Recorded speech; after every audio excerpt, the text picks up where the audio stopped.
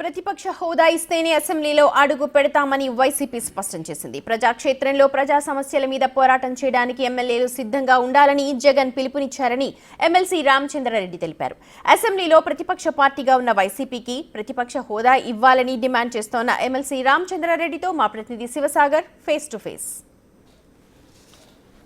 జగన్ ఇంటి వద్ద ఎమ్మెల్యేలు ఎమ్మెల్సీలతో సమీక్షా సమావేశం ముగిసింది. మనతో ఎమ్మెల్సీ రామచంద్రారెడ్డి ఉన్నారు. సార్, ఏంటి అసెంబ్లీకి ప్రత్యేక ఈ హోదా ఇస్తేనే, అంటే ప్రతిపక్ష హోదా ఇస్తేనే వస్తామని ఎమ్మెల్యేలు అంటున్నారు. ఎంతవరకు కరెక్ట్ అని కూటమి నేతలు చెప్తున్నారు?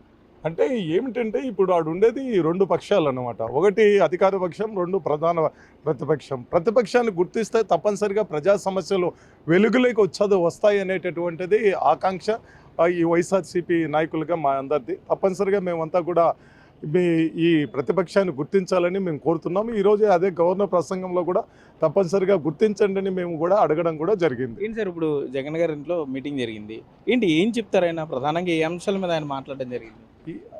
జగన్ గారు మాకందరికి కూడా దిశానిర్దేశం చేయడం ఏంటంటే, వేదిక అసెంబ్లీ కానీ శాసనమండలి కానీ వేదికగా చేసుకుని ప్రజా సమస్యల మీద మీరు పోరాడండి, ప్రజల పక్షాన నిలబడండి, క్షేత్రస్థాయిలో ఉండే సమస్యలు అన్నిటిని కూడా ప్రభుత్వ దృష్టికి తీసుకుపోయి పరిష్కారం అయ్యేట్టుగా చూడండి అని మాకు చెప్పడం జరిగింది. అంటే ఏంటి, అసెంబ్లీకి వెళ్తున్నారా, శాసనమండలికి వెళ్తున్నారా లేదా?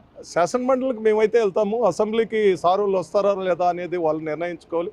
శాసనమండలికి అయితే ఎమ్మెల్సీలు అందరం కూడా వెళ్తున్నాము, కంటిన్యూషన్గా వెళ్తాము కూడా. అంటే ఈరోజు గవర్నర్ ప్రసంగంలో అలా బాయ్కట్ చేసి రావడం అనేది కొంత మర్యాదగా లేదు, గౌరవంగా లేదు. వైసీపీ నేతలు ఇలా ప్రవర్తించడం కరెక్ట్ కాదని కూటమి ఎమ్మెల్యేలు చెప్పే పరిస్థితి. అలా కాదు కదా, మేము అడుగుతున్నది ఏంటంటే, అసెంబ్లీలో మా గొంతు వినిపించాలంటే ప్రతిపక్షం ఉండాలి, ప్రతిపక్షాన్ని గుర్తించండి.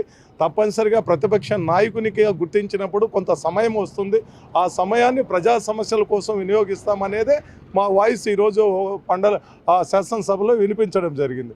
కాబట్టి వాళ్ళు గుర్తించి రేపు ప్రతిపక్షంగా గుర్తిస్తే వెల్లుండి నుంచే జగన్మోహన్ రెడ్డి గారు సమావేశాలకు పోయేదానికి అవకాశం. ఓన్లీ ప్రతిపక్ష హోదా ఇస్తేనే ఎక్స్ఎం జగన్ అసెంబ్లీకి వస్తారనేది చెప్పాలనుకుంటున్నారా, చెప్తున్నారా లోపలంతా, అంతేనా? అంటే దీన్ని బట్టి మీరు అర్థం చేసుకోవాలి, ప్రజా సమస్యలను మనం అక్కడ వినిపించాలంటే తప్పనిసరిగా ప్రతిపక్ష హోదా కావాలి. ఒక ఎమ్మెల్యేగా పోతే అసలు వినిపించేదానికి అవకాశం ఉండదు అనేటటువంటిది మా ఉద్దేశము. కాబట్టి తప్పనిసరిగా ప్రతిపక్ష హోదాగానే ఇచ్చినట్లయితే ఇమీడియట్గా పోయి అక్కడనే వినిపించేదానికి, సమస్యలన్నీ వినిపించేదానికి ఉంటుంది.